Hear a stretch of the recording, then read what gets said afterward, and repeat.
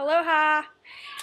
So we just finished up week 2 of lecture, and I figured it would be easier for me this week to do a video rather than typing it all out. I got a lot of homework this weekend. So it was week 2. We had Kenny Jackson come, and he spoke about relationships. I wasn't too excited going in because relationships just kind of hits the heart in a funny spot, I think, for girls and for me in particular. So I wasn't excited, but it ended up being like an amazing week. I learned so much, like my whole mindset, like all perspective, everything has changed really. Some really good information. So I want to tell you a little bit about what we learned.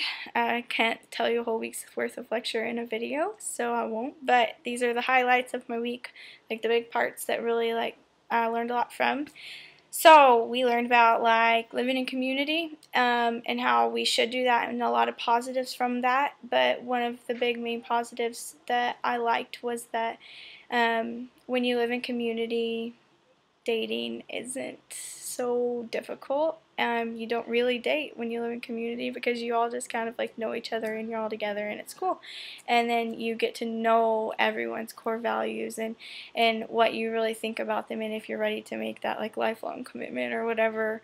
Um, but so because dating is so risky and you pour so much emotion into it, and whether you tend to or not, ends up happening. I know for me it always turned out like that.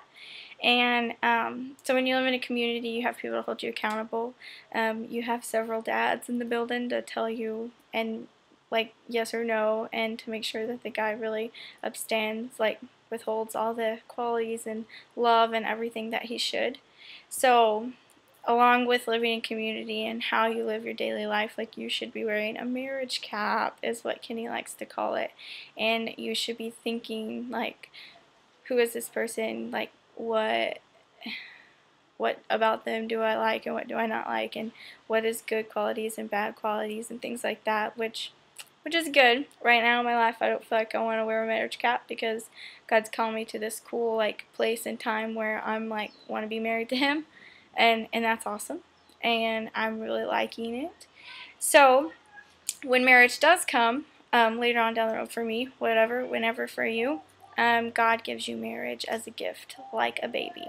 So in between two people, there is a baby, and that's your marriage. And so if you love and tend to your marriage like it is a baby, then you won't have so many issues, I think. If you really like loved your marriage and cared for it and ministered to it and through it like it was a baby, then would there be so many divorces in the world? I really don't think so. It just was a neat like way to change your like mind on it, look at it in a different perspective. We also talked a little bit about like homosexuality and divorce and things like that, which I'm not going to go into like huge detail on, but we just like I got a really good understanding and a lot of biblical support to go along with both of the topics and how they're right and how they're wrong, and not neither one of them are right, so how they're wrong, but the main verse that we boiled back down to every single day throughout the week was Genesis 2:24. Am I saying that right? It's 2:24, right? Yeah, just making sure so I don't lead you astray here.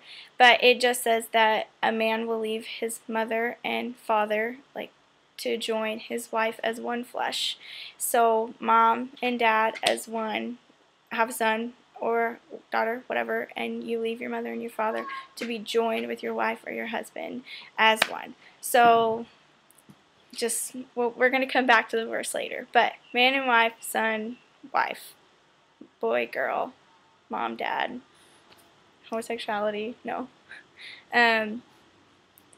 So I learned a lot more about like authority and like parenting and how we should submit to that a lot differently than the world tells us to. I know growing up when you turn 18 you think, oh, like I'm an adult now, blah, I can take care of myself, and like that was my mindset, and I think in a lot of other homes it's like the parents are like, you're 18 now, you're on your own, you need to move out, those kind of things. But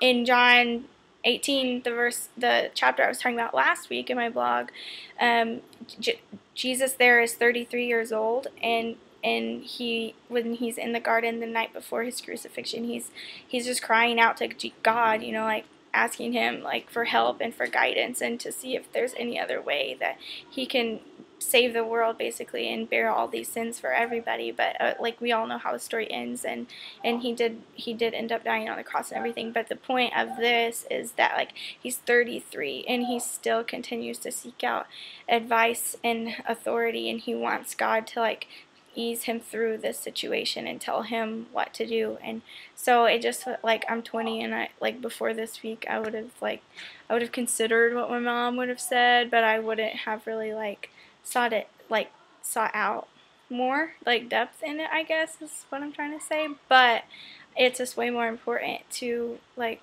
submit to your parents and really like need them. Like that's what the Bible said. Like it's biblical. It's really neat concept.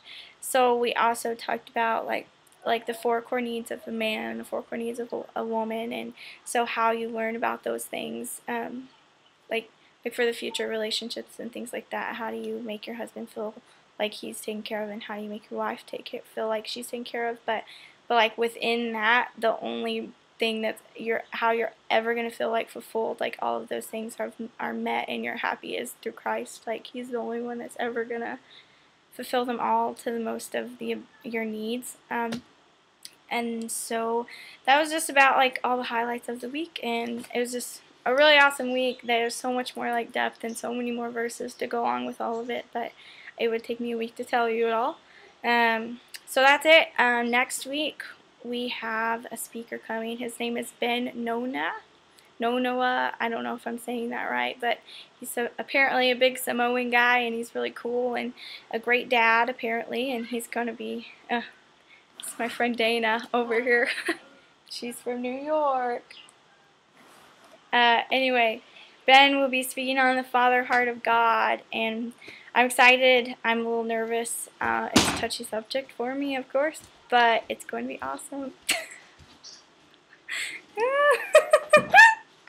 Excuse Georgie, our Aussie wonder.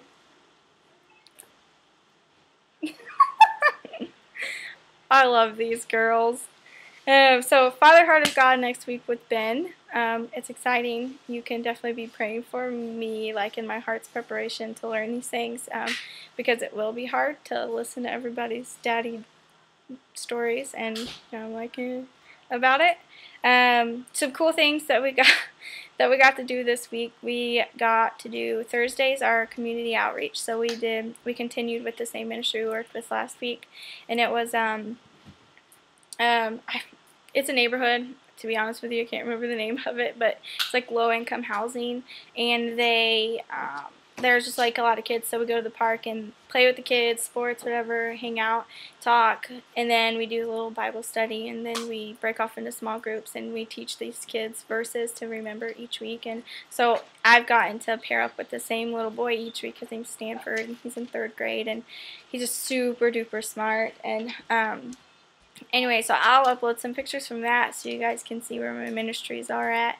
And we also got to go to Bamboo Forest yesterday, and that was a blast to get to like hike up through all the bamboo and see all the waterfalls and climb all the rocks and jump off. And it just was a blast.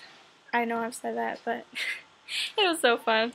Anyway, I think that's about it. I am going to type a few things below, just what my prayer needs are for the week to come, how you can be praying for me. I have a deadline. My next deadline is on Friday, and it's $2,000, and I have a bit of it, but I don't have it all. I think I have just over 1,000. So if you guys would like, that's huge prayer right now. I'm definitely trusting in the Lord that this is going to come. And I've been learning how God doesn't move through need, but He moves through faith. And so, faith in Jesus. But if you too would please partner with me in praying, first off, praying for my heart to just keep on trusting, first of all, and that other hearts would understand fully, like what I'm doing here, and want to partner with me to take the love of Jesus to the world. It just is a really cool time in my life. And anyway, so I think that's it for the week, and I'll get back with you next week. Mahalo.